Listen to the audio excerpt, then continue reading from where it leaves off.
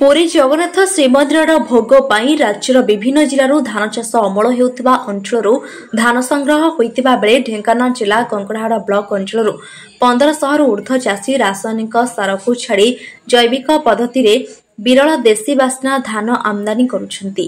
एबे आधुनिक जुगरे पूर्वरु चाषी माने उत्पादन करुतबा बादशाह भोग गीतांजलि कलाजीरा बासुमती विभिन्न सुगंधित धान लोप पाई जाइथिबा बेले कंकड़ाहाड़ ब्लॉक रे एही सुस्वाद धान आमदानी करी निजर परिवार प्रतिपोषण करबा सह पुरी श्रीक्षेत्र को धान पठाई बेस आनंदित अछंती।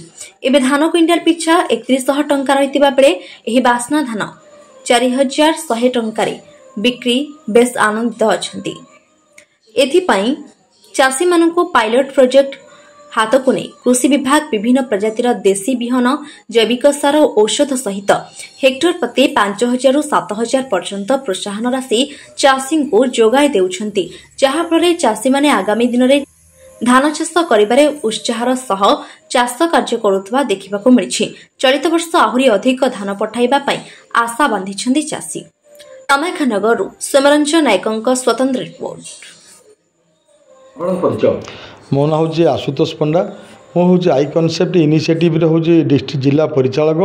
आम एठी जो काम करुचु आम जैविक प्रणाली सब चाष करुचु, जोटा कि आमको सरकार जो जो अच्छी कृषि एवं कृषक सशक्तिकरण विभाग आमको एठी 2024-25 मसीह 700 हेक्टर बास्ना धान करने आम योजना पाइलु, जोटा गत वर्ष आम एठी से बास्ना धान करी 100 पाखापाखि 137 मेट्रिक टन धान आम ताकू देइचु, जोटा कि किछि आमर पुरी श्रीमंदिर को जगन्नाथ पाखु भोग पाई जाउ आउ किछि अन्य जगह जाउची।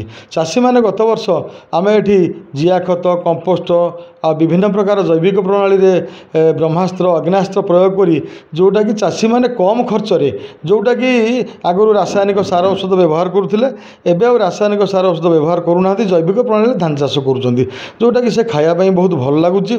चाषी मानकर खर्च कम होची आ सरकार को तरफरु प्रथम वर्ष तांको एक हेक्टर पिछा 5000 टका सहायता राशि तत्सहित जैविक सार औषध बिना मूल्य चाषी मानक दिया होची। चाषी माने बिना मूल्य सरकार सुविधा पाइले, चाष करने किसी आर्थिक सहायता पाइले, जो कि चाषी से धान को 41 टंका मूल्य बिक्री करुँच, जोटा कि आम किणुचु चाषी मान किणिकी आम श्रीमंदिर विभिन्न प्रकार जगह को, जोटा कि आज दिन में यही चाउलर मूल्य एत अच्छी जोटा 100 टंका उपरकू देकर बाहर लोक मैंने किणिकी व्यवहार करुँच। पुराणा काल आम जो जानी जे आम बापा जेजे मैंने बास्ना धान करुले प्रायतः से विलुप्त हो जाता, सरकार से बास्ना धान भल विहन चाषी मानक जोगाई दौरान, जहाँकि कंकड़ाहाड़ ब्लॉक रे 21 पंचायत रे आम प्राय 1500 चाषी ऊर्ध्व चाषी पाखे बास्ना धान टी कराऊँ। आगामी दिन में यार बहुल प्रचार प्रसार हो आकु केमती अधिकार अधिका कले चाषी मान 2 पैसा बेनिफिट पाइबे, तो संगे संगे परिवेश भल रहिबो, कहीं रासायनिक सार औषध द्वारा माटी खराब होउची एवं वायुमंडल दूषित होउची एवं चाषी से खाद्य खाइले रोग पड़ूला। आज समस्त आम गोटे नारा देचु जे खाद्य आमर औषध हो, औषध आमर खाद्य न हो। आई कनसेप्ट इनिशिएटिव यही नारा देकी ढेंकानाल जिला कंकड़ाहाड़ ब्लॉक तार कार्यक्रम जारी रखी। धन्यवाद। राजबिहारी बेहरा पूर्वतन पंचायत समिति अध्यक्ष कंकड़ाहाड़ ब्लॉक। महाप्रभुंर जो महाप्रसाद होची तार चाउल एवं आम अंचल कंकड़ाहाड़ अंचल जाऊँगी, बासनायुक्त चाउल चाषी मैंने प्रबल उत्साह सहित करुँच।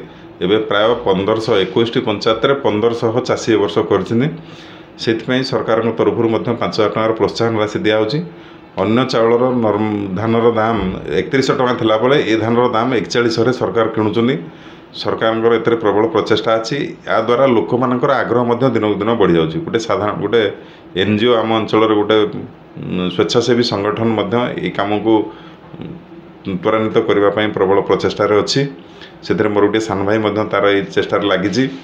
आगामी दिन में ये चाष आहरी व्यापक हम। कंकड़ाहाड़वासी महाप्रभु सेवा माध्यम समृद्धिशाली होचंदी, यहाँ गोटे बड़ भाग्यर कथा।